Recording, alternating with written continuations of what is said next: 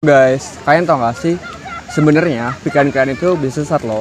Lebih tepatnya lagi sesat penalaran atau sesat logika. Nah, gimana sih kita tahu kalau kita itu terkena sesat berpikir atau bagaimana cara kita menghindarinya? Untuk tahu lebih lanjut, simak video ini ya.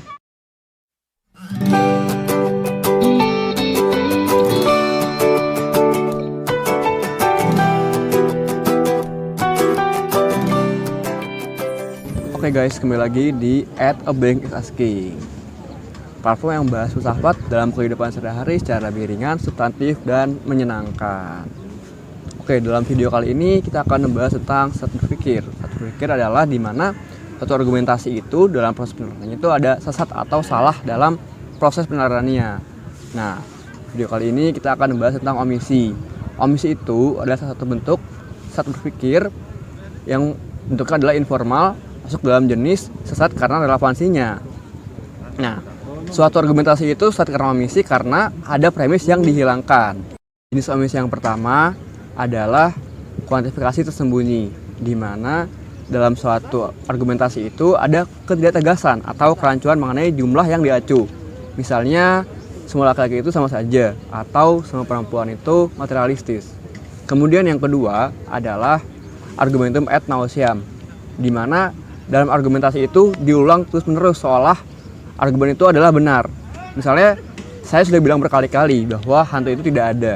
Kemudian yang ketiga adalah mengganti definisi, di mana dalam argumentasi itu tidak konsisten dalam membuat definisinya. Misalnya, semua siswa pintar itu hidupnya miskin, tapi Azri pintar dan kaya.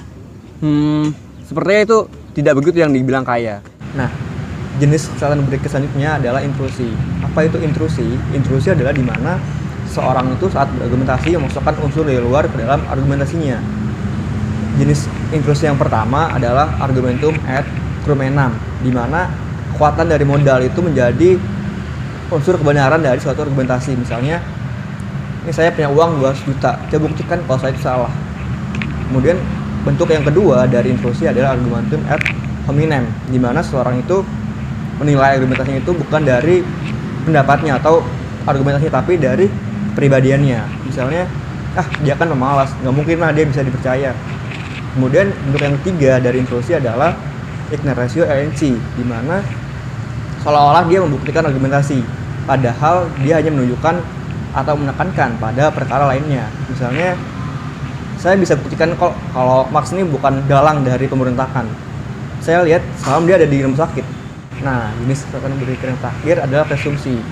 Presumsi itu di mana argumennya itu di dalamnya ada hal atau unsur yang tidak dapat dibuktikan kebenarannya.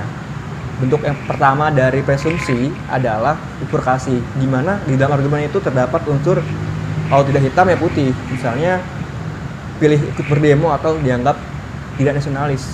Kemudian yang kedua adalah argumentum ad baculum, di mana di dalam argumentasi itu terdapat hal yang sifatnya itu bersifat kekerasan, misalnya karena dia atasan atau otoritas yang lebih tinggi. Misalnya, yang di sini siapa? Saya atau Anda?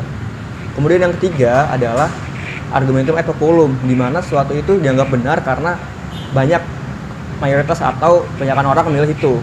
Misalnya, Xiaomi itu lebih baik atau lebih bagus daripada iPhone karena masyarakat Indonesia kebanyakan pakai Xiaomi. Jadi otomatis Xiaomi itu lebih bagus daripada iPhone.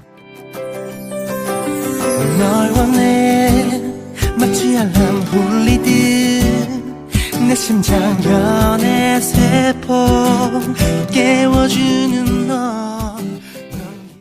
Dia membahasakan kita tentang kesesatan berpikir. Mana nih yang paling sering kalian temui di kehidupan sehari-hari? Omisi kah, intrusi, atau presumsi? Jangan lupa komen di bawah ya. Dan jangan lupa juga untuk like dan juga subscribe. See you.